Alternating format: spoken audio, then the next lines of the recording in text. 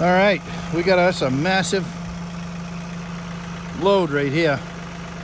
These are some humongous logs. So we needed some pine. So we cut down that massive tree right there just a little while ago. This is one big pine. That's 30 inches, I believe I measured. 30 inches on the butt. There's the rest of it right there, the top part of it. Still huge where the branches are. And who knows, I might come back and get another log out of it. But as you can see, we are loaded.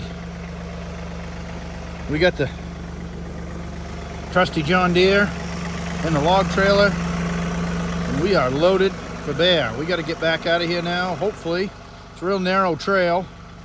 Trail's real narrow, but I think we can make it out through. But that'll be interesting. That's going to be top heavy too, so I don't know how well that's going to go, but we're going to try it. We're going to see what happens, and if it falls off, then it falls off. But got to start somewhere.